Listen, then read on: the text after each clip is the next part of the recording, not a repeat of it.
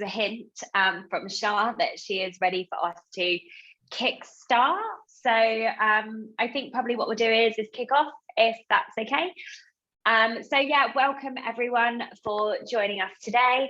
Today is our latest Tech for Good talk on how can tech save our planet. So a super important big topic, and one we're really glad everyone could join us to talk about today.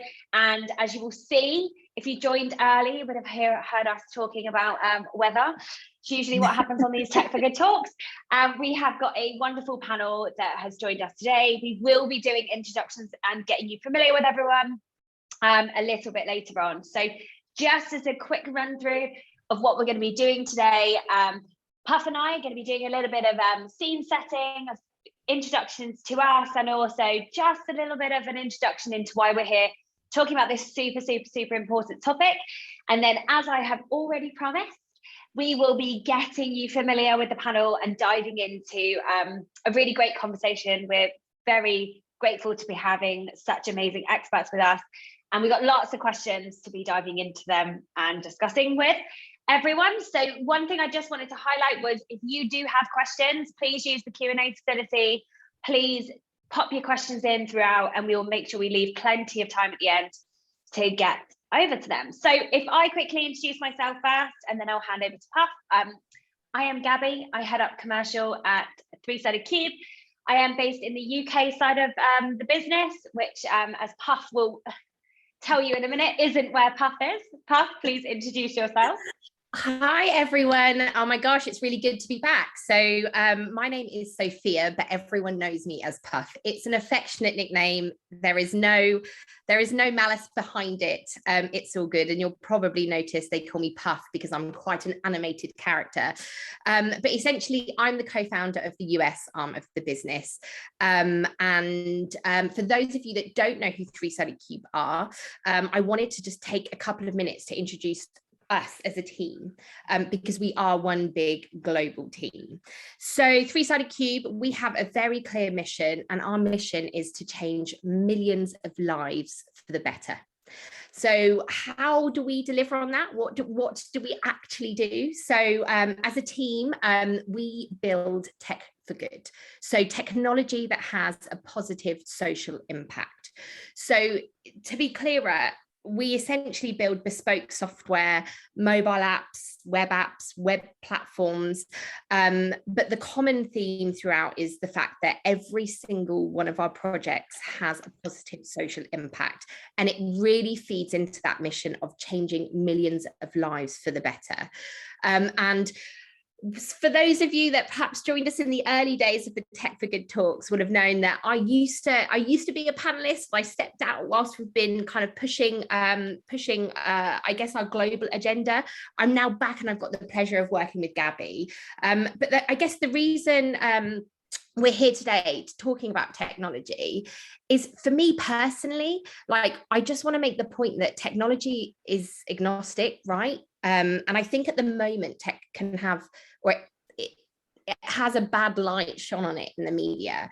And actually, there are so many incredible examples of how technology can be used for good and how technology can save our planet.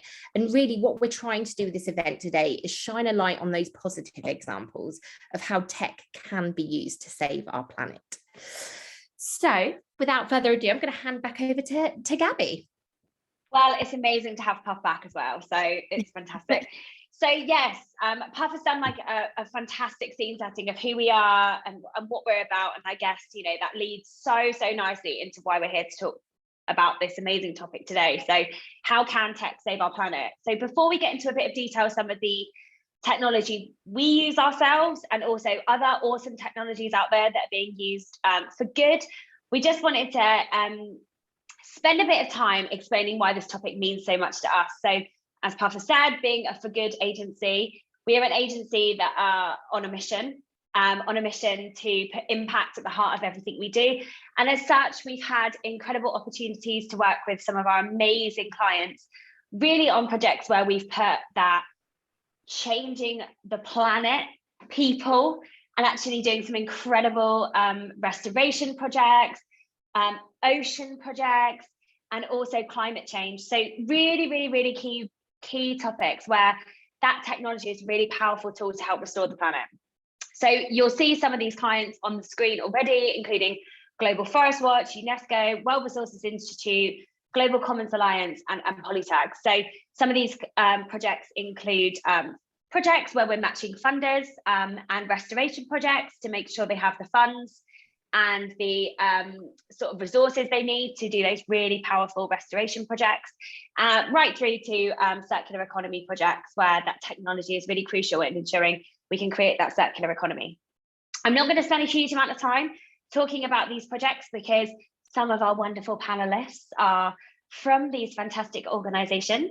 One thing I will say is, unfortunately, Tia from WRI, the World Resources Institute, was meant to be joining us, but please, everyone, send her lots of get well wishes through the screen. Unfortunately, she is not well, so she will not be able to join us. But having said that, one of the projects that we do with the World Resources Institute, I believe Puff is going to talk to us a little bit about, so we can give you a little bit of that context that Tia would have been bringing. Puff, over to you. Fantastic. Thank you, Gabby. And quick shout out to Claire, who is watching live, who's just asked if I'm back. I am back, and I'm working very closely with the team on our global agenda. So it's quite exciting. It's nice to be back and nice to see a familiar face in the audience. So thank you, Claire. Okay, Global Forest Watcher. So for those of you that don't know, it's a mobile application that we've created with Global Forest Watch. And essentially, it empowers users to easily monitor forests, access deforestation alerts, and detect changes using near real-time data and mapping technology. So I guess really the initiative aims to harness cutting edge technology because it's using near real-time data, and it's essentially tracking what's happening in our forests right now. So it uses visualization software, mapping and tracking alerts in order to help prevent deforestation, report illegal logging, and help organizations to maintain an ethical supply chain. So if you haven't downloaded the app, I urge you, download the app from the App Store and have a quick look at it, because what you can do is go in and track an area of forest or forests and see what's going on right now. And then you can monitor that over a period of time and see what's happening. And it's, you know, it is truly shocking what's going on. But I think what's really impressive about this particular case study is that we're really using the power of this data, and it's, you know, putting it in a really user-friendly way will really hopefully help impact deforestation right now. So yeah, a little bit about Global Forest Watch. Yeah, amazing. And now for some bits that aren't us, we can't take credit, but you know, we do like to be inclusive and look at what's going out there in the wider world, because it's not just us. Microsoft's AI for Earth program. So it's one of the efforts underway to harness the potential of AI for the good of the planet. The program has actually given out more than 200 research grants to teams that are specifically applying AI technologies in 4 areas mainly, so biodiversity, climate, water, and agriculture. It's really, really fascinating actually when you dive a bit deeper to see how AI and machine learning algorithms are currently being used. Like one example that really stood out to me is how they're using it to analyze icy surfaces to measure changes over time. So some really, really cool projects that really helping kind of support the planet, just making really key changes and using a really, really powerful technology in the process. AI is one of those things that could be a really, you know, bedrock of our future efforts to undo some of the damage that we've already done to the planet, particularly while we're figuring out some of those scalable solutions to sustaining our species like energy, food, and water needs. So really interesting to see how a really powerful organization like Microsoft are kind of taking some leaps and bounds in that area. Another one that really drew my attention when I was doing a bit of research for this is Flash Forests.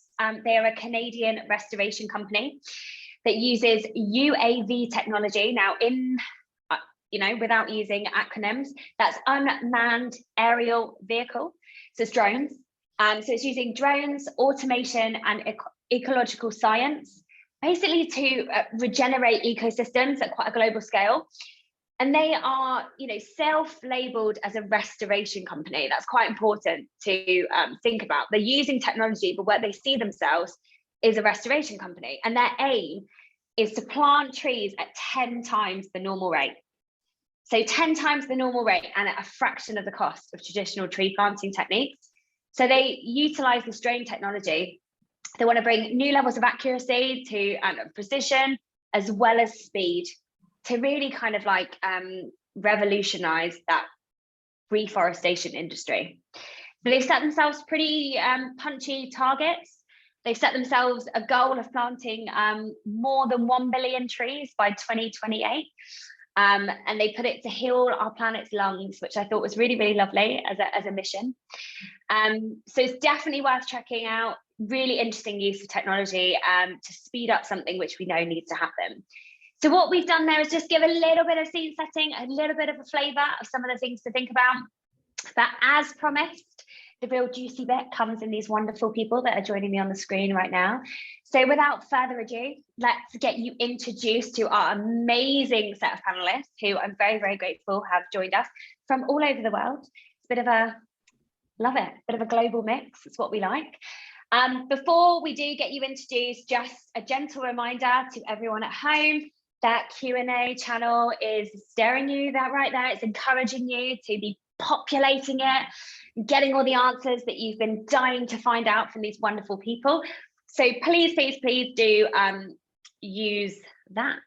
So have not got favorites.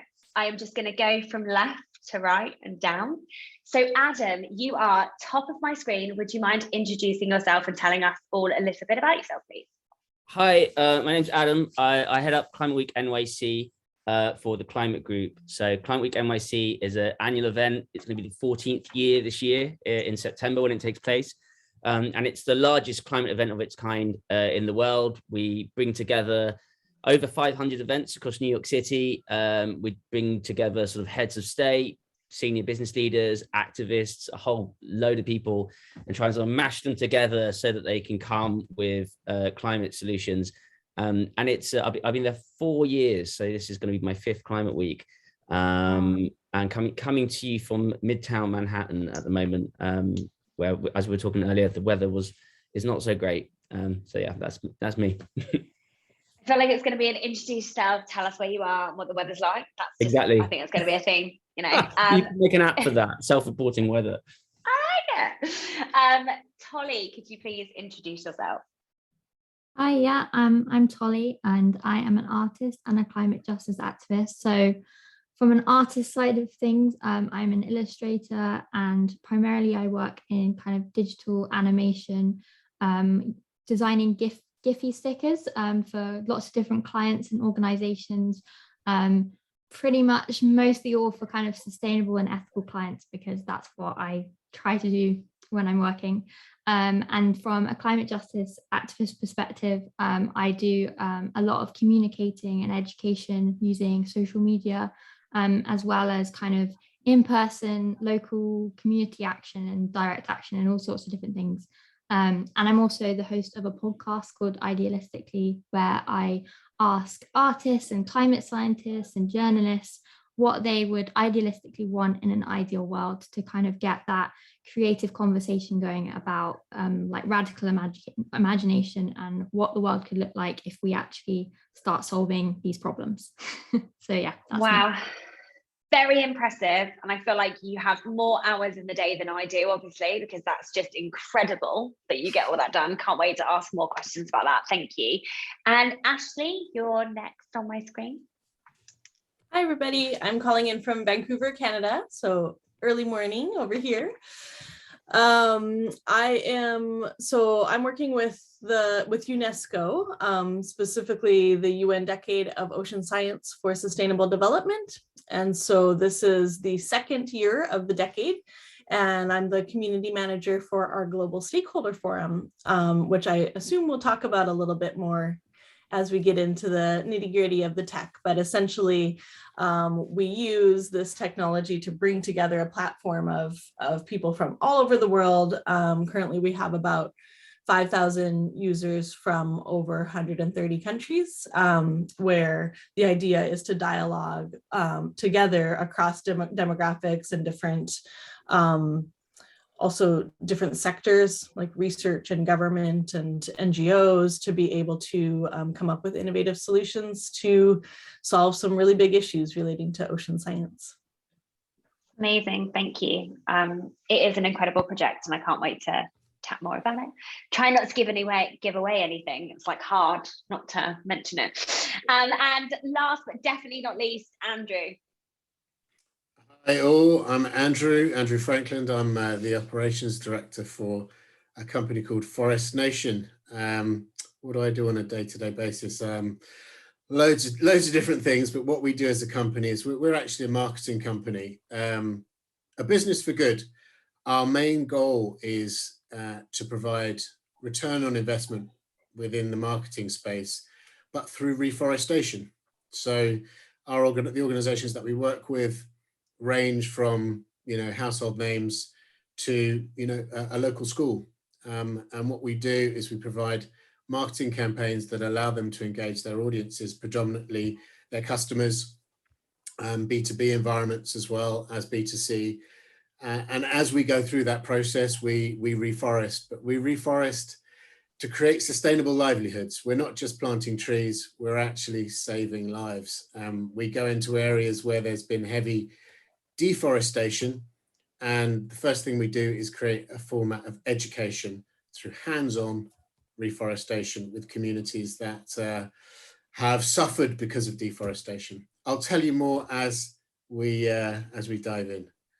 It's always so hard not to ask you all those questions straight away because you're like, I'm like, oh, want to know. Thank you so much for all those introductions, and I did say it was a great panel, everyone, and I was not lying to you. So without further ado, let's get stuck in. So I have quite a big first question. So I'm just going to pose it and then we can go round and see what everyone thinks. So in your opinions, what is the biggest environmental threat that you see today? So quite a large one to start with. Adam, as you kicked us off, let's just stick with that and then I'll mix it up as we go through. So Adam, can you kick us off with your thoughts on that particular question? The biggest threat, what a great big question. Massive. I think the biggest overarching threat is, the IPCC report, which sort of brings together all the evidence from various scientists, is sort of showing that we're just not hitting what we need to do in order to stop catastrophic climate change. So it's like, I think the biggest issue is just like, we're just not making changes fast enough.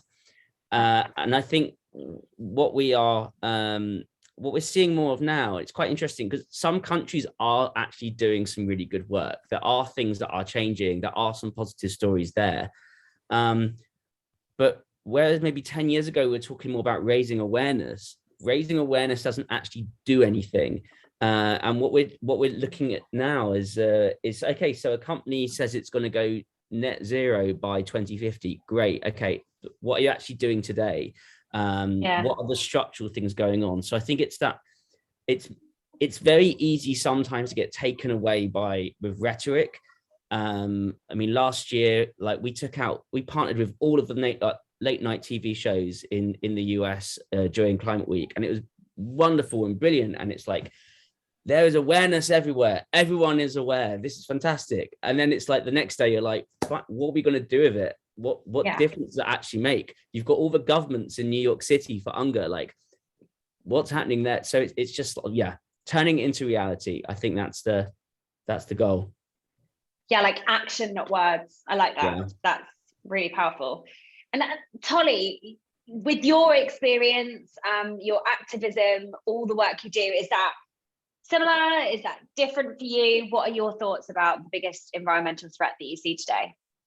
So I was originally going to talk about kind of like the fact that all of the different social issues that we're facing are all linked and are the same thing as climate justice. Like if we don't fix social problems, we can't fix the climate crisis. But then I was thinking, actually, like most of us in this room are very likely to have not been touched by climate impacts very seriously just yet. And I think it's really important for us to highlight the people who, environmental threats are happening right now in like today. For example, in India, I think they are currently facing a really, really bad heat wave and soaring temperatures, in the high 40s. That's 40 centigrade. And it's just, we have to talk about the fact that it's happening now. I think actually that example of India, I literally just went on the news just to double check I was correct on that, and people are comparing the reality of that to a book that was recently written by Kim Stanley Robinson called The Ministry for the Future, which is basically a story kind of explaining a kind of semi-realistic and semi kind of idealistic idea of what could happen with climate action. And basically in that there is a really devastating disaster related to heat. And I think, that is what I would share, is the fact that people are suffering right now, and we really need to kind of like center those people in the conversations. And it's real and it's happening now. I think that's what I would say.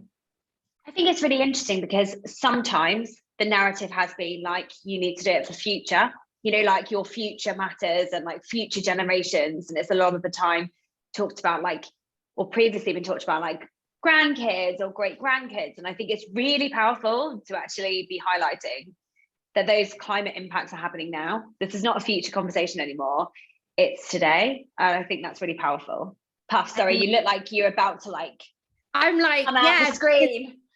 Because I totally agree. Like, people migration is a thing now. It's happening. In certain parts of Africa, there are people moving from, coastal regions to higher regions because of flooding, because of temperatures, because of lots of different factors.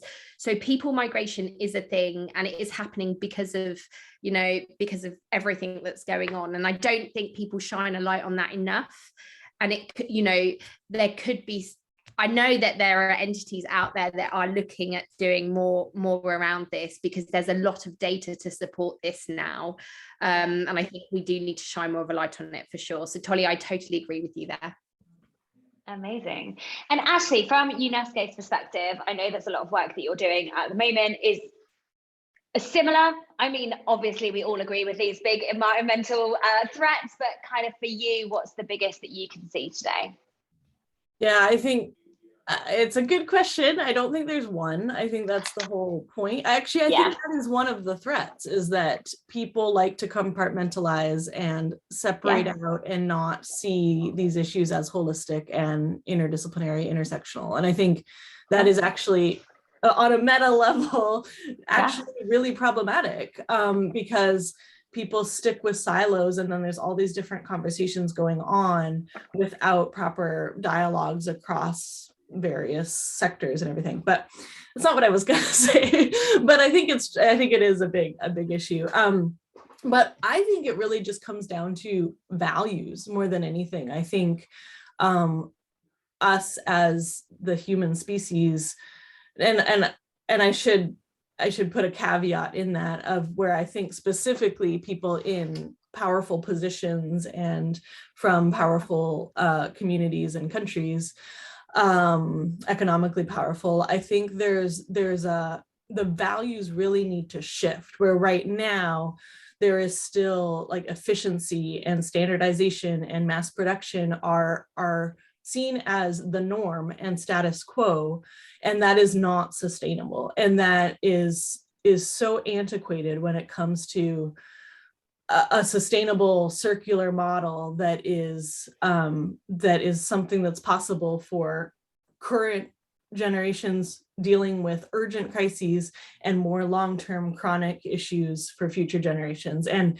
that needs to flip, that needs to change. And I think until the values change to really understand, to no longer want that, and actually to really understand what responsibility comes with our rights, and what types of slower reciprocal approaches to commodification and all these things. I think until that shifts to become the new status quo, we're going to keep getting into this vicious cycle of people with the largest economies and the largest powerful positions to make decisions, usurping the people who are most impacted by climate change and the issues going on today. That kind of profit first attitude, I completely agree. And it's yeah, it feels like a big one to unpick, but it's a big crisis. So there was ever a reason to do it. It feels like this is definitely the one, and the biggest threat is climate change. So having said that, Andrew, that the biggest threat is climate change, what is the biggest environmental threat you see today? I'm firstly in agreement with everything that everyone else has said. Yeah. You know, but it is such a wide question to answer. I really love what Ashley was saying in terms of the need for individuals to change their way of thinking. You know, the way that we perceive climate change on one side of the scale is, hey, I need as a business to be net zero, or to show that I'm becoming net zero. And on the other side of the scale, I need something to happen because I'm about to lose my livelihood, purely and simply because of climate change. You know, so it depends on where you're sitting on the scale as to how that question's really answered. You know, for me, the key area, the key driver to all of this is education. And I'm not talking about education necessarily in our schools. I'm talking about access to information, you know, individuals being able to, that want to make change. And I'm not necessarily talking about people that have studied climate change and sustainability, but those that have a heart to make change, to have access to information that allows them to put and implement tech, facilitate change. You know, so often it's not necessarily the big tech companies that can actually make the impact. It tends to be those that really just want to get it done. And so, yeah, my I suppose short answer to that is just education. But I'm not saying we shouldn't educate our kids, because we should. But definitely, you know, this access to information is now, and it needs to be across, you know, the industrial world per se, not just, you know, universities and schools. It needs to be for everybody. Absolutely. Access to information, education, I love that, because that's like the real key, isn't it? Like having access to it. I just think that's really powerful. Thank you. I mean, I appreciate it was a really big question to pose and to kick us all off. And I think that's left me with lots of food for thought. So thank you. In terms of, like, obviously Andrew mentioned tech towards the end then, I guess the follow-up question would be, what kind of tech are you currently using? Is your organization currently utilizing that is helping to save the planet? So obviously we did a little bit of scene setting, but it'd be really interesting to hear a bit more about how your organizations are using it, or how you as an individual are using it. And I'm going to mix up the whole order now and like fly over to Ashley, because I know you're doing some really interesting things in that space. So it'd be great to hear a bit more about how UNESCO are utilizing technology. Yeah, definitely. So I think we're using it in many different ways, because UNESCO is huge, but I'll just focus on the one area that I am focused on, and that we're really kind of trying to, I think it's probably the biggest use of tech for the decade, for the ocean decade, where we're, and why we work with Three-Sided Cube. And so we've set up this it's called the Global Stakeholder Forum, and it's on a HiveBright platform. It's almost like Facebook or LinkedIn for the ocean decade, essentially, if that's an easy way to put it. And so essentially the idea is that there's kind of a larger forum where people can share opportunities and events and live feed and all of that, but then there's also separate groups. And so currently we have, I think, about 80 groups that we're gradually launching for the national decade committees and the working groups and the communities of practice for endorsed decade actions, so that they can actually communicate with each other across different themes and regions to combine forces and collaborate and brainstorm challenges and that kind of thing. And the groups currently are kind of one of the really big parts of the forum where people are finding really useful.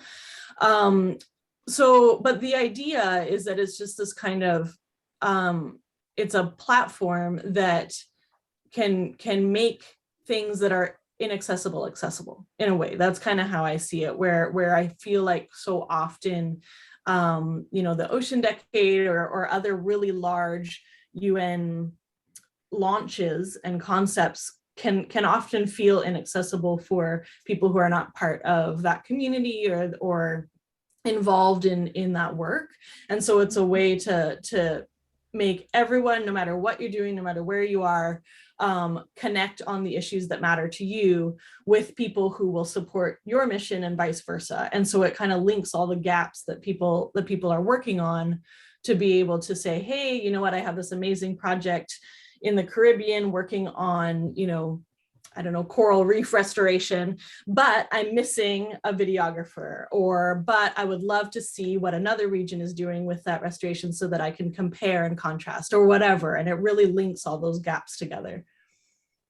I think that's really amazing. And again, that word collaboration, for anyone who's been to another Tech for Good talk that we've done, I honestly would struggle to think of one that we've done in the 2 years I've been doing this, where collaboration hasn't been a really key part of making any kind of impactful change. So I think it's just really amazing to hear the UN kind of taking a really big stand in that for such an important topic and making sure people have access to connect, to share, to find things and be able to put them out to other people that can mean that other good things can happen. I think that's really powerful and super exciting, and a project that I know we're very proud to be working with you on.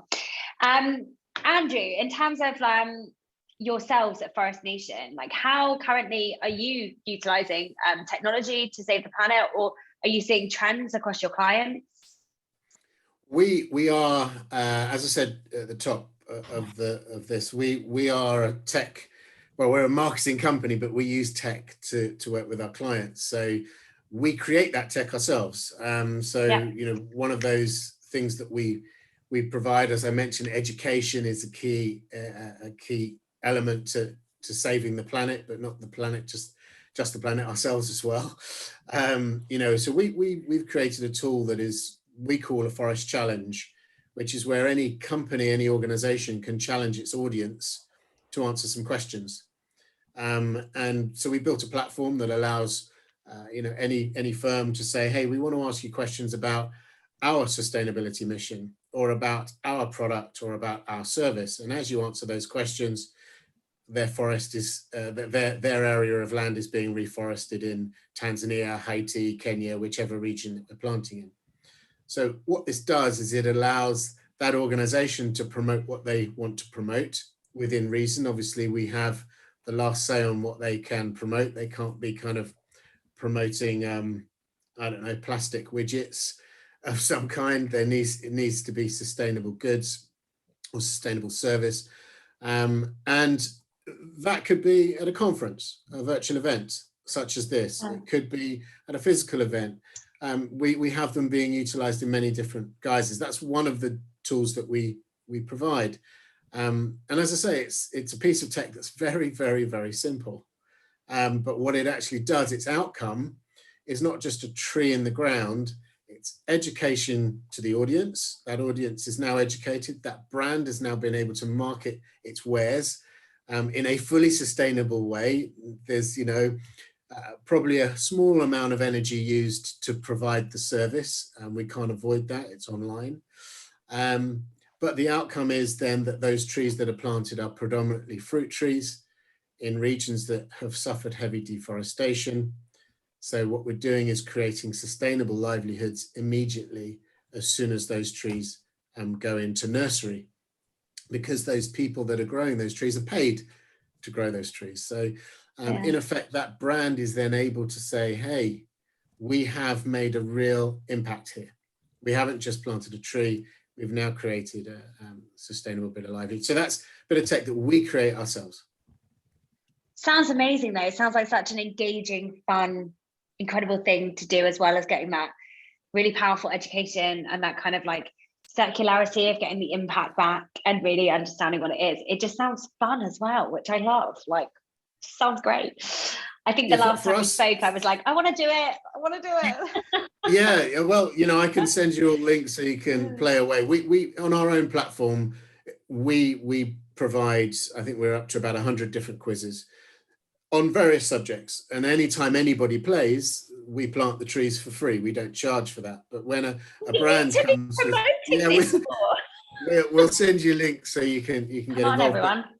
But the idea for us is always that, you mentioned it, that closed loop sustainability, where we are providing a service that has a positive outcome, but during the service being delivered, it is not being delivered just for profit. It's being delivered for education, to actually further the cause for everybody. That's a really key mantra to us, which is purpose, basically. Is the purpose that we have for affecting climate change actually happening through the service? If it's not, then we have to say to our customer, we're going to have to change this. There has to be something that's positive here. It's incredible. No, I love it. And we will share links afterwards for anyone that wants to awesome. Do some quizzes and get some trees planted. Let's do that. Tolly, I know you mentioned podcasts and some really interesting things that you're doing and utilizing in your introduction. So for you, what kind of tech are you utilizing to help save the planet? Yeah, so I guess because I do so many different things, I use different sorts of things for everything I do. So like, I guess from an artist and kind of communicator's perspective, as I mentioned, one of the main things that I do is design gift stickers for the Giphy platform. So my own personal collection. So these are kind of animations that primarily are used on kind of Instagram stories or Snapchat and kind of platforms like that. My own personal collection has been viewed, I think, 9.9 billion times now, which is a number that I still can't fathom. That's incredible. That is absolutely amazing. Oh my gosh. How did you get into this, Holly? Yeah, so I guess in context for like my whole work and everything I do is that I basically grew up wanting to be a fashion designer. And so about 10 years ago, I started a fashion blog, which was basically a way to kind of share that passion with people and my love of like tech and like the online world growing up. And basically a couple of years into this, I learned about the impacts of the fashion industry, went on this whole journey of basically realizing that I no longer wanted to be a fashion designer because the industry itself is having such a big impact on people and the planet. And basically through this started learning about the climate crisis and basically did this complete like change of what I was doing and became like a climate communicator and an activist. And the reason I explain that is because I haven't lost my love of creativity. And so during that time, I basically just ended up making them for fun.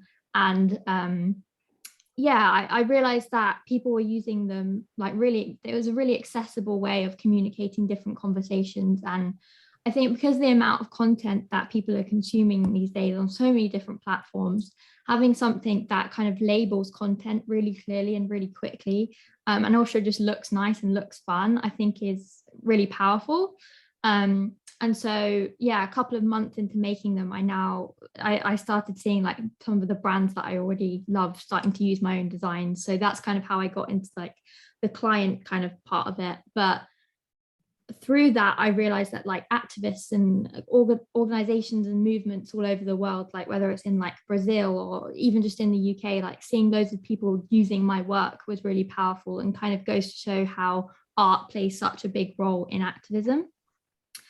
So that's kind of that side of things. And then obviously kind of as an activist myself and organizing and stuff, I use a lot of different tech just for organizing Zoom calls. And we use a lot of spreadsheets and Google Docs and stuff like that, just to make sure that, you know, if we're doing a digital action, we know everyone's roles. If we're doing an action out on the streets, you know, I still create art and posters that go up and things like that. So I basically use every tool at my disposal to try and make a positive impact in whatever way I can.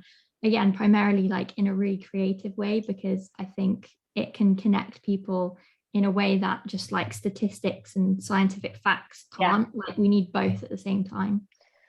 And the world runs on spreadsheets. If anyone tells you differently, they are lying. So you heard it here first, guys. And Adam, for Climate Week, you know, what does the tech look like? Is it key? How does your organisation utilize it and support in your cause to save the planet? Yeah, I think it's grown to be like absolutely central to what we do. I think, you know, way back, I think it's about 13 years in total that Climate Week's been running, and we hold it during the UN General Assembly because that's when all the big figures are going to be in town, so they don't need to travel extra. And for many years, it was very much a question of getting heads of state together, senior business leaders, and having those high-level conversations. But I think around 5 years ago, we realized that we're missing a massive part of the picture. And that is the very many people on the ground at grassroots level who want to get involved. There's so many different facets, and they just weren't having access. So through the website, you know, we allow people to have the ability to run their own events, and then we provide support for those events to make sure that they have an audience and all the rest of it. And that's really what grew. And it's fantastic because it means that it's completely accessible to everybody. We do a thing where if you're a big corporate and you want to be on our list, we're going to charge you $500. In turn, we use that to make sure that if you are working on youth, environmental justice, any area that just hasn't got as loud a voice as it needs, we provide that support for free, funded by the corporates that are doing events. And then, of course, when COVID happened, lots of climate events, climate summits sort of paused or stopped, but the urgency didn't stop. And we were really concerned. We thought, well, if people can't meet together, are they still going to do this? Is this community going to survive? What in the end became sort of 2 years. But we spoke to people in New York, and it seemed the enthusiasm was still there. And we grew the amount of events that took place. So that we went from 350 to 500 and 500 again last year. So I think that community, which is real, these are real people who have, you know, absolute passion, knowledge, influence. They are still together and they are doing more work. And if it wasn't for us all that time ago, making sure that we invested in the website, built an app, tried to make a platform that could be used, I really feel a huge movement in New York City wouldn't be around. So I think tech is not something that people would most associate with Climate Week, but it's absolutely critical to what we do. I think that's amazing. Really, really interesting. And that kind of story of how it's grown for you and become such a crucial part, I think is really powerful. And Puff, just to come to you as someone that's speaking every day to people across the world who are trying to use tech to really do some really incredible things, including saving the planet. Like, what trends have you seen? Is there any insights you can give us that you're seeing? So I definitely think COVID has had it's been a catalyst for people to realize how important technology is to have that positive impact on a global scale.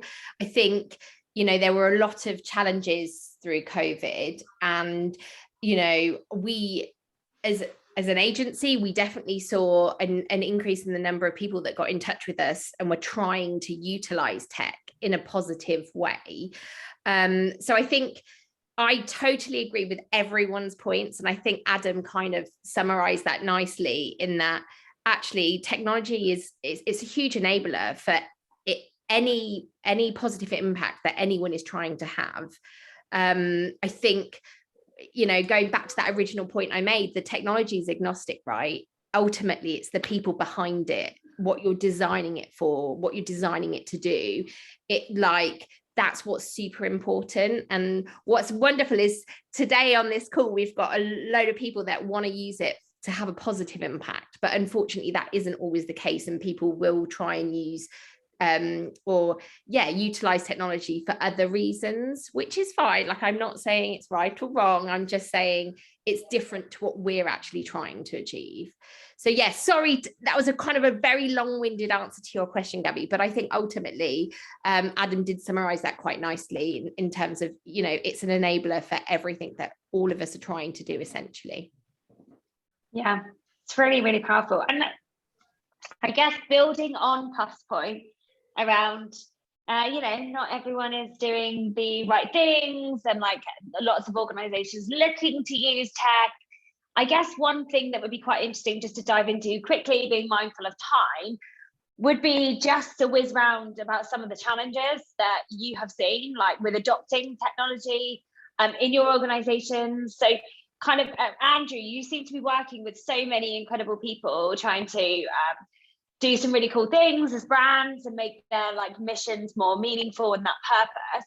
Like, have you seen like some key challenges with people adopting the technology that you have? Oh, sorry, I can't seem to hear you, Andrew. I think you might be on mute. I think you are right. The main problem we have, or main challenge that we find, is that many organizations, particularly the larger corporates, I hasten to add, don't really understand what we do, what we're there for. And so what we end up doing is, obviously we work with them, but we have to go through a very steep learning curve.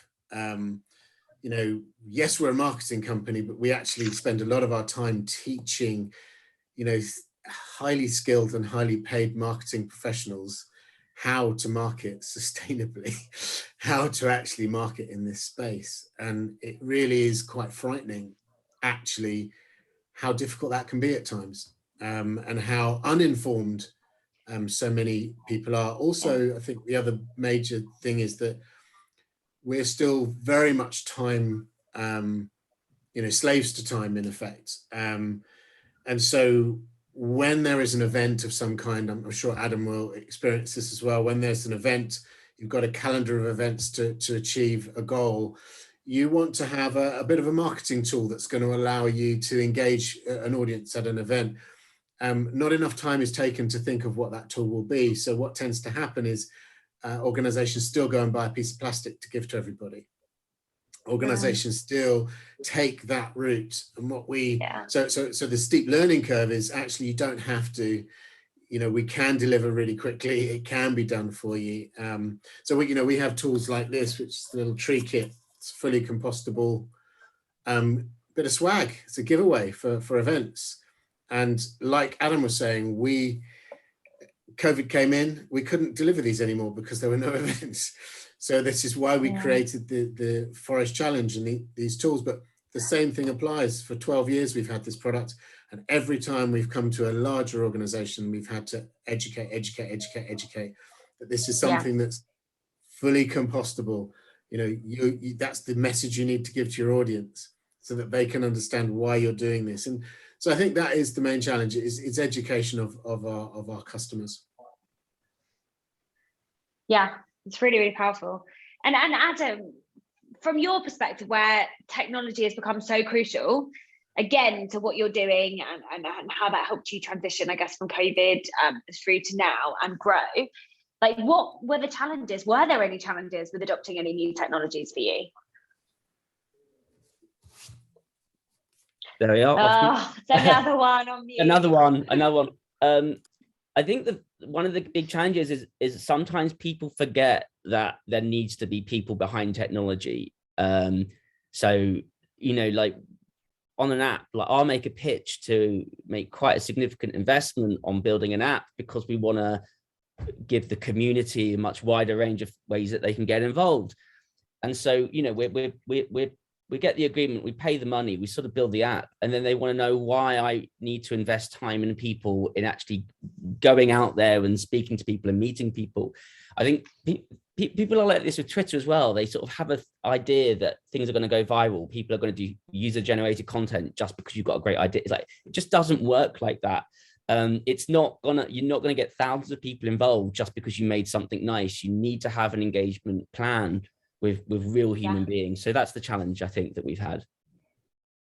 I think it's really, really true. And it's definitely something that I've heard Puff say, I say really regularly, is like, just because you've got the most amazing tech in the world and a great solution that's going to change millions of lives for the better, doesn't mean anyone's going to use it if they don't know it exists.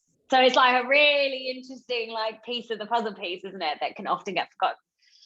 And Ashley, from your perspective with UNESCO, and well done for unmuting, I've just seen that.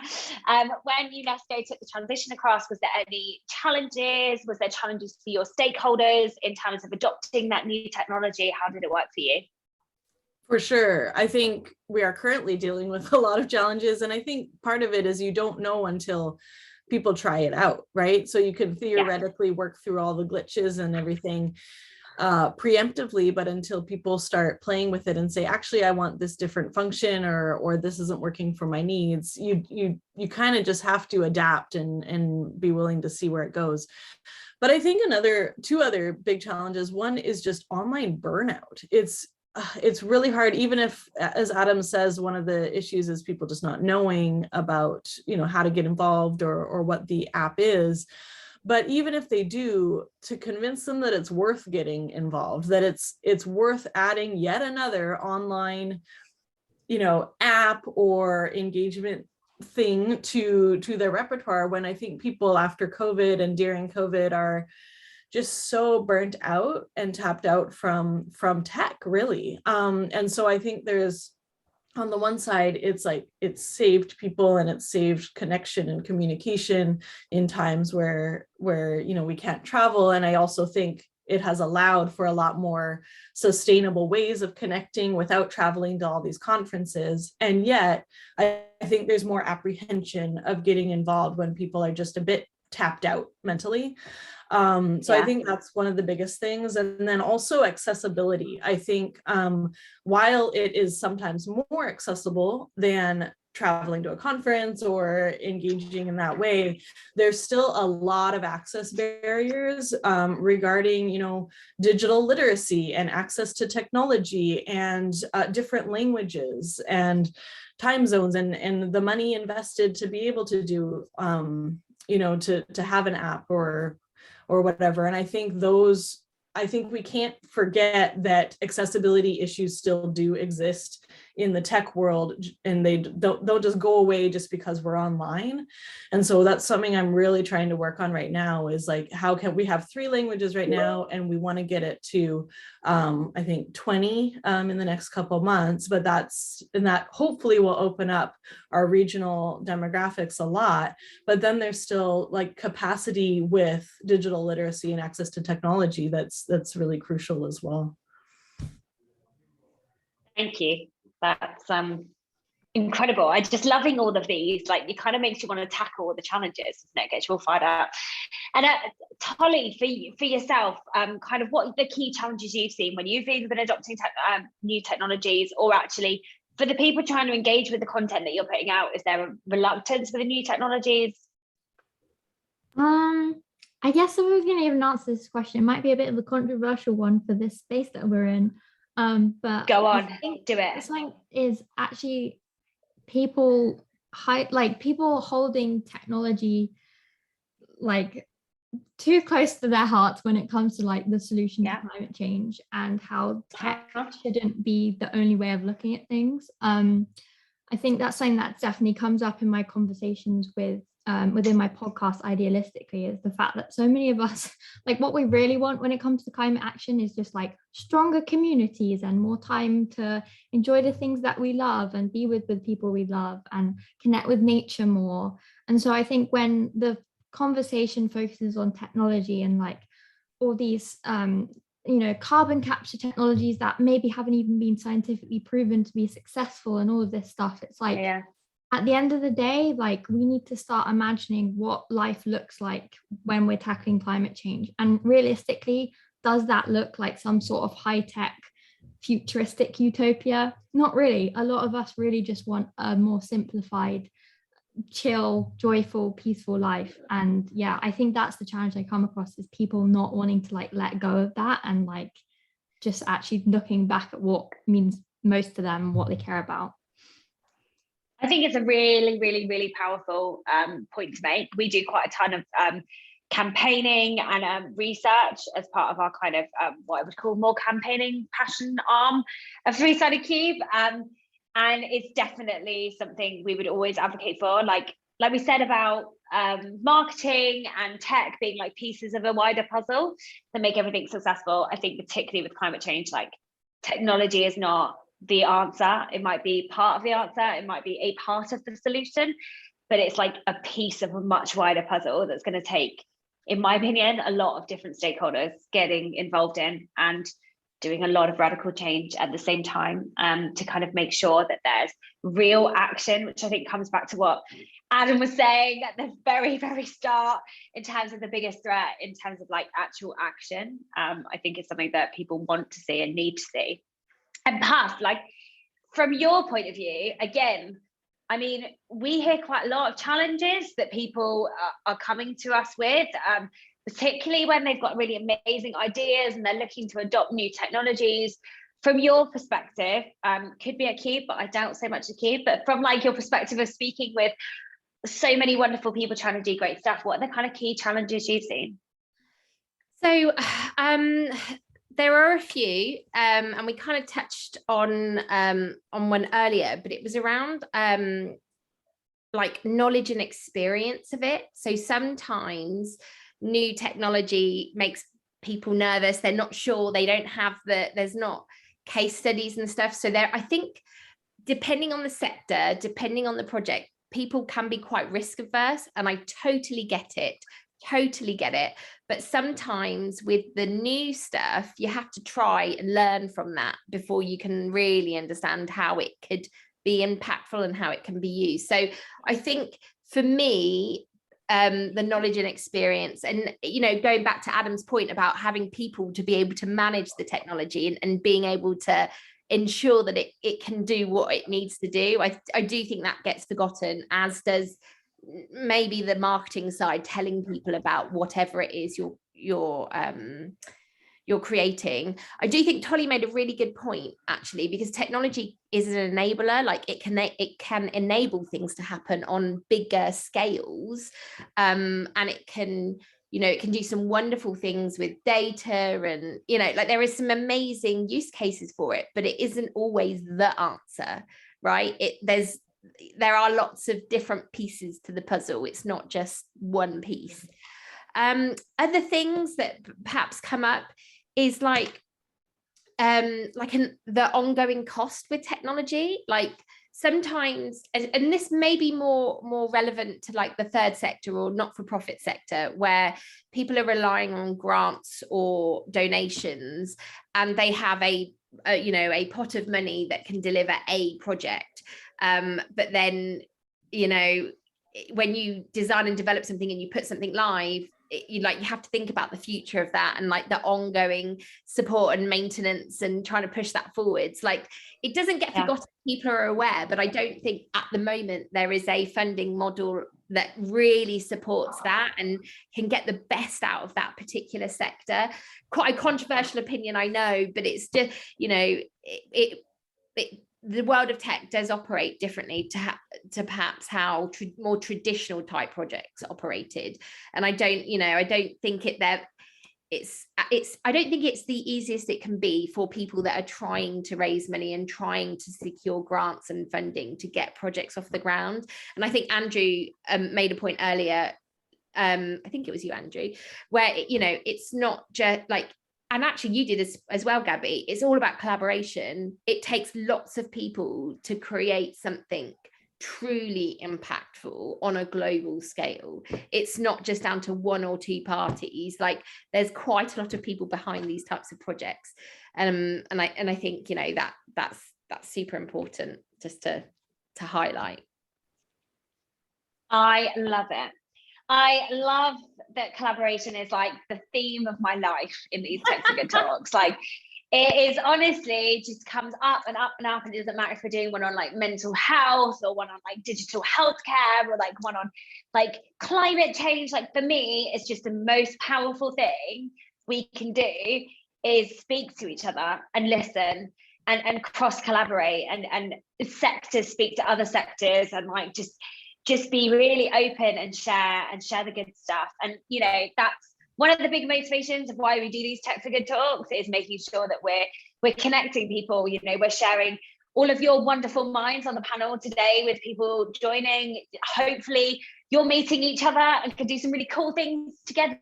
You know, we would love to see that. It's like little matchmaking thing that we do. So hopefully there's some magic that comes out of some of these meetings that you've had today. I'm super conscious of time and not going over too much, because I know you're all very, very busy people. We have seemed to have answered quite a few of the questions that have come up in the Q&A channel in like app, if that's the word, in Zoom, which is amazing. Thank you, wonderful panelists, for working even harder and doing that, and giving some fantastic answers to everyone. So I really appreciate that. So I think at this point, I'm going to say a really big thank you to our wonderful panelists. Thank you for sharing so openly about your experience, those challenges, those kind of key takeaways. I have so many. I think action, not words, is like something that's going to stay with me.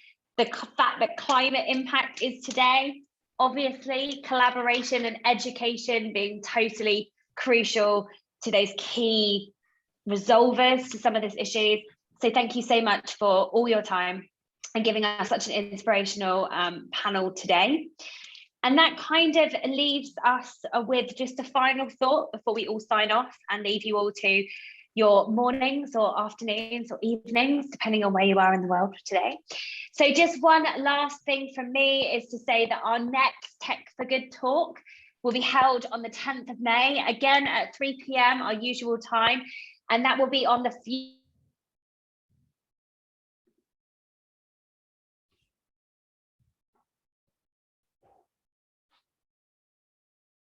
happening in that particular sector. And again, we have a really experienced and inspirational panel joining us. So if you can make it, please join us on the 10th of May at 3 p.m, where we'll be diving into that topic. So thank you, everyone, and have a lovely rest of your day. Thanks all. Thanks so much.